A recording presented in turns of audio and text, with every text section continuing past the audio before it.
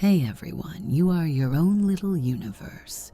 Stay calm, be kind to others, and keep a...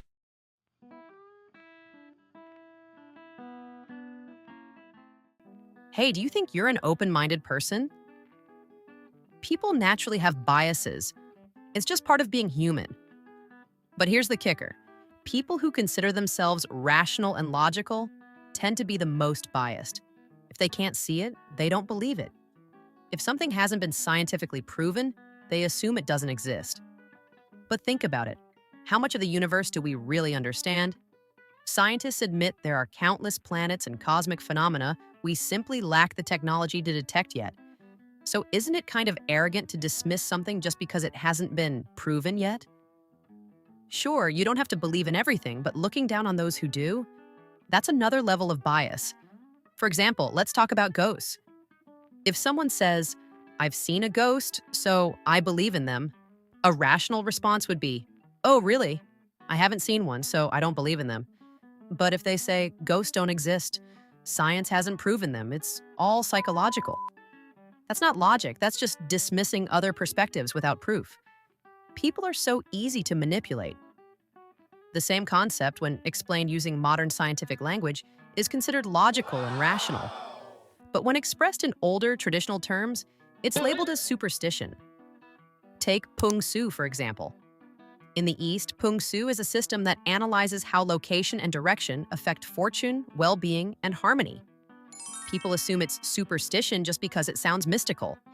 For example, Pung Su suggests that south-facing houses are ideal, bedrooms should be in the north, and bathrooms in the north or west bring bad energy. The northeast and southwest are said to be ghost gates, areas where yin and yang energies collide, which could negatively affect health. Sounds mystical, right? But let's break it down scientifically. A south-facing house gets the most sunlight, making it naturally bright and warm, which enhances mood and energy levels. A north-facing bedroom gets less direct sunlight, making it cooler and more conducive to sleep. In Korea, the Siberian winds blow from the north in winter, meaning that a bathroom in the north or west won't get much sunlight or ventilation, making it prone to dampness and mold. When explained in modern scientific terms, people accept it. But when it's described with traditional language, ghosts, yin-yang, energy, they dismiss it as superstition. Yet the underlying principles remain the same. Traditional medicine works the same way.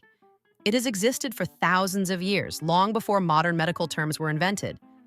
Ancient people didn't have words for surgery, laparoscopy, or aspirin, so they used words like blood stagnation and meridian points. Take ephedra mahuang, for example. Traditional medicine has long used it to induce sweating, expel toxins, and relieve colds. Then modern medicine identified its active compound, ephedrine, and started using it in cold and asthma medications. So why is taking ephedrine considered scientific, but drinking ephedra tea suddenly dangerous? It's the same substance. Traditional medicine understood its effects long before modern science gave it a chemical name. It's the same with acupuncture. People used to think it was just sticking needles into the body with no scientific basis. But modern research shows acupuncture increases white blood cell activity, reduces inflammation, and stimulates nerves and lymphatic pathways, improving organ function. What traditional medicine calls meridians is essentially the body's bioelectric pathways. The bottom line? Many so-called scientific discoveries today are just traditional wisdom repackaged in modern language. It's frustrating, really.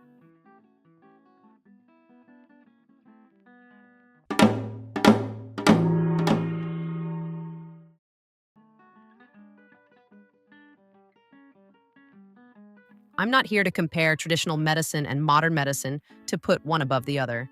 Both have the same goal, to heal the human body, but their starting points and approaches are different. Traditional medicine focuses on the cause, while modern medicine focuses on the result. Traditional medicine prioritizes what is unseen, while modern medicine concentrates on fixing what is visible.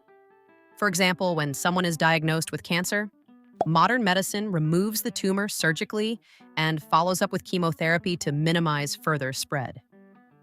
Traditional medicine, on the other hand, not only removes the tumor, but also addresses the body's underlying conditions that led to its formation in the first place. This way, the same issue won't recur in the future. If you have a headache, modern medicine prescribes painkillers. Traditional medicine eliminates both the pain and its root cause to prevent it from returning. Let me give you a real-life example. A friend of mine struggled with infertility. She had frequent miscarriages in the early stages of pregnancy.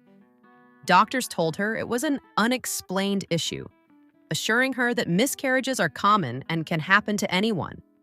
They said there was no way to prepare the body for pregnancy in advance and encouraged her to keep trying. She eventually considered in vitro fertilization, IVF, but asked me if taking herbal medicine would help.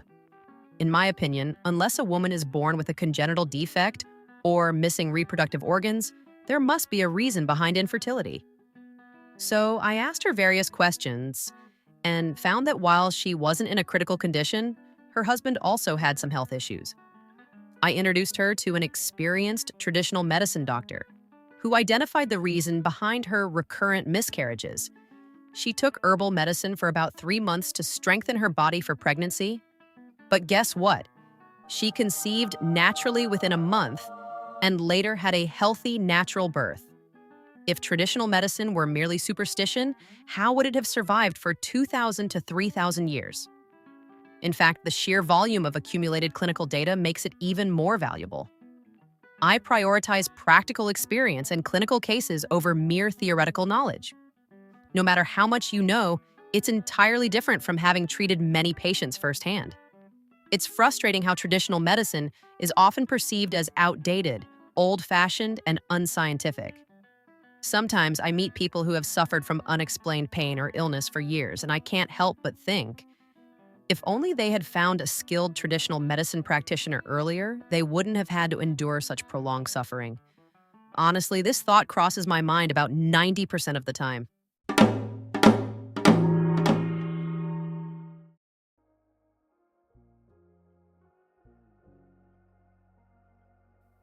Traditional medicine doesn't just aim to cure sick people, it aims to prevent sickness in the first place.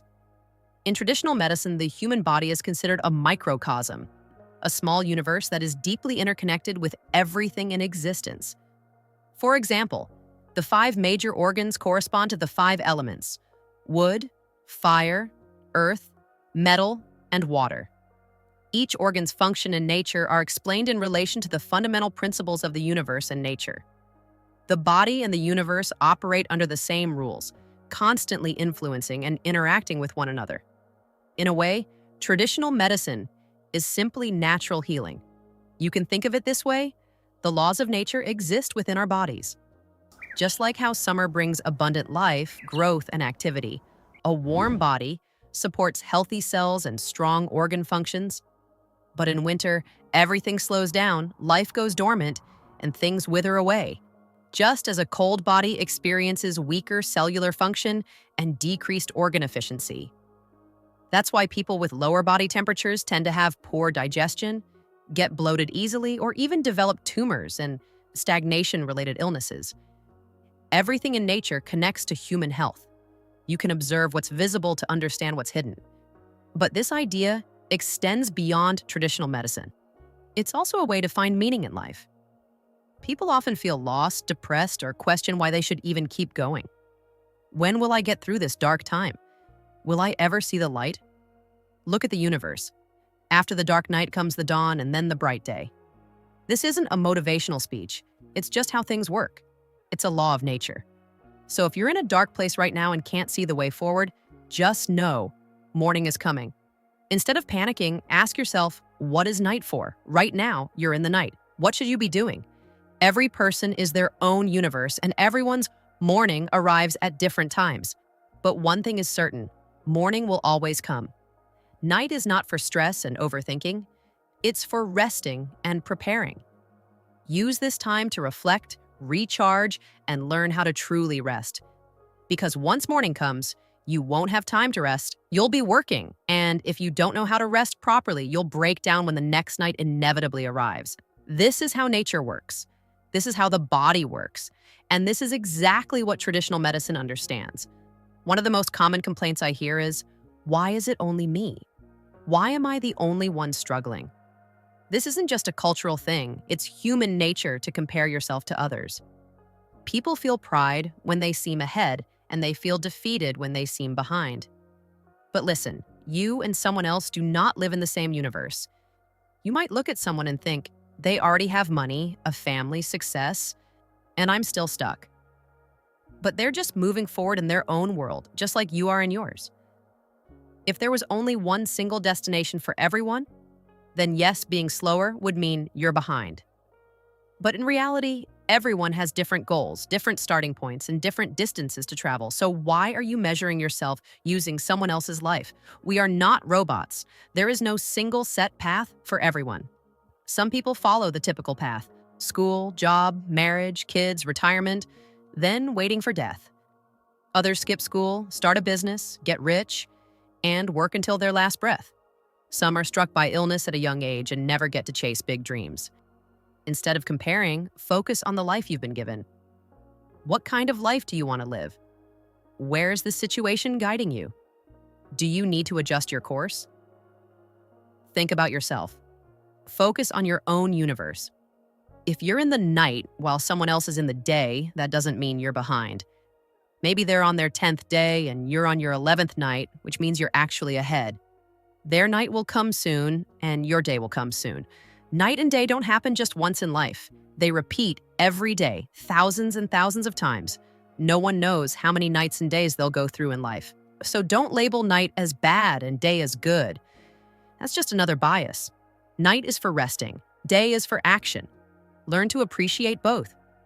Yes, people should be proactive and driven, but sometimes life throws us situations that are out of our control.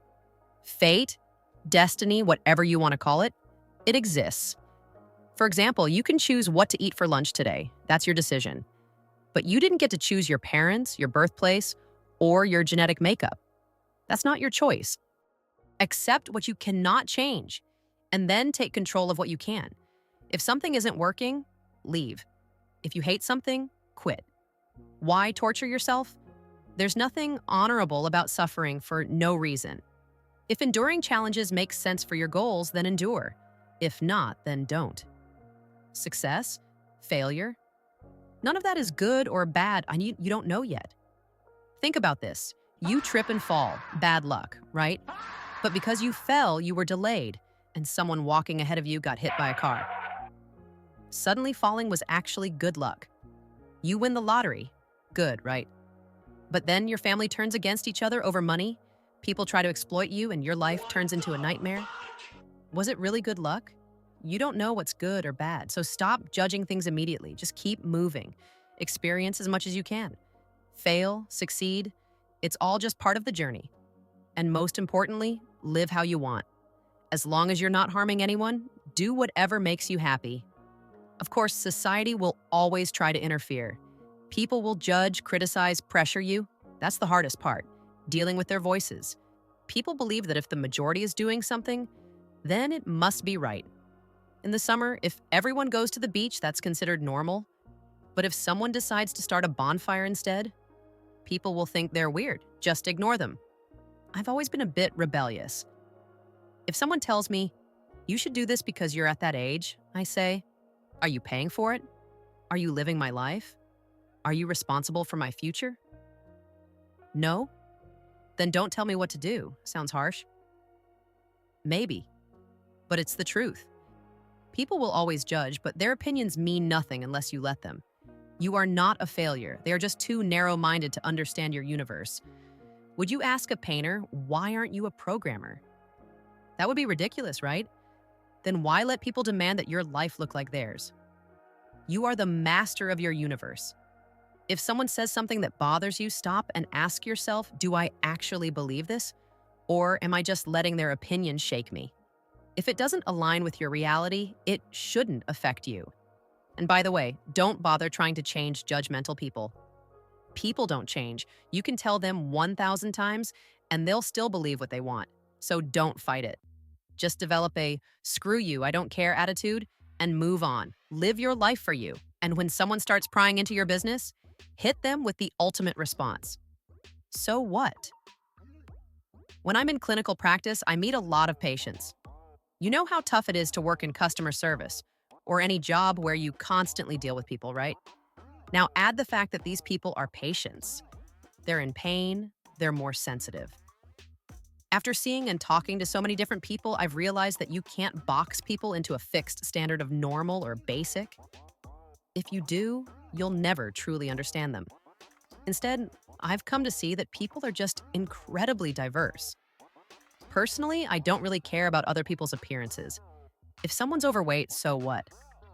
I didn't buy their food or make them gain weight, so why would it be my business? That's just how I see it. I honestly don't care unless it affects me in some way. So I was out for lunch with a coworker, and as we were walking, we saw this woman who looked like she was into some kind of combat sport, maybe judo or MMA. Her ears were a little different, and her calf muscles were seriously built. I just thought, oh, she must work out, and kept walking. But suddenly, my coworker freaks out like, oh my God, look at her calves. I hate it when women have such thick calves. It's so unattractive. That moment was a culture shock for me. First, I was shocked that someone could be that invested in a stranger's appearance. Second, I was even more shocked that she'd say it out loud like that. And honestly, she wasn't exactly a model herself. She was short, and definitely not in a position to be preaching about self-care. That's when I realized, wow, people really do start from completely different perspectives. It's like each person exists in their own universe with its own set of colors. Now, it's not that she was wrong. She just wasn't my type of person. And if someone doesn't match your energy, just cut them off instead of stressing over it. I actually think the world needs people who are hypersensitive and overreact to things. We live in an era of outrage. People nitpick and attack over every little thing. And while I don't love that, I do think that hypersensitivity plays a role in society. Back in the 80s, people smoked on buses and in buildings, even around pregnant women. Today, we find that horrifying, but back then, it was just normal. If you spoke up against it, you were the weirdo. But at some point, someone made a fuss about it, brought attention to the issue, and as their influence grew, we ended up with no smoking zones. I personally don't have the energy to go around making a scene about every issue. But if a little bit of hate is what forces people to reassess their habits and make positive changes, then maybe it's not all bad. Of course, mindless hate is another problem. As a Korean, I know that Koreans have this unique mix of urgency, hypercriticism, and high standards. People file complaints over the smallest things and stop supporting businesses over the slightest dissatisfaction. We are a tough crowd. Other countries might look at us and say, why not just take it easy? But they don't understand. Looking at Korean history, war, poverty, colonization, if we were a nation that just sat back and took things easy, we might not even exist today. The way we live now, that's because of this hypersensitivity. And sure, it causes problems, but then again, people who hate that mindset will eventually raise issues about it too, right? I'll talk more about hate in the depression segment later, but for now, the takeaway is everyone has their own world, their own universe. Just live your life in your own way. Stop worrying about what people give or don't give you. A lot of people hear this and go, see, that person called me pathetic. They're the bad guy. But no, whatever they said to you, don't even bother listening. They exist in their own version of reality. And if they want to spend their whole life miserable in their own self-made hell, that's on them. I am my own universe. My world is my creation. No matter what anyone says, they should just mind their own damn business, and I'll keep living my life the way I want to. If I fail, I'll just redraw my blueprint and try again. Last time didn't work out? Let's tweak it. Or maybe let's try a whole new life direction. That's how I approach life, by following the natural flow of things, focusing on myself and respecting my own inner balance. That's also the philosophy of traditional medicine. When things happen that I can't control, I take them as signs. If I hit a wall in my plans, maybe it's time to rest, prepare, or rethink the path. Maybe it's just not the right direction. The key is to be aware, observe everything happening to you, read the signs, and adjust your course accordingly. That's how you carve out the path you truly want. So just hold the line. Don't rush to conclusions. That's the essence of traditional medicine, trusting the flow and adapting as needed. Focus on your world, your universe. No matter what others say, even if you're not satisfied with yourself, that in itself is proof that you're doing something. If you did nothing, nothing would happen. You feel dissatisfaction because you're trying. You feel regret or sadness because you're searching for something and haven't found it yet. But right now, every single one of you is doing great. Even if you keep failing, your role as the god of your own universe is to nurture and take care of it. And just by clicking on this video, you're already in the top 1%.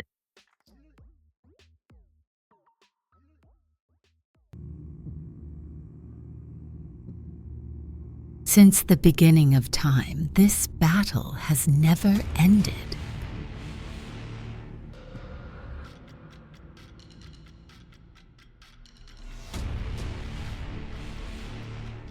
We are fire.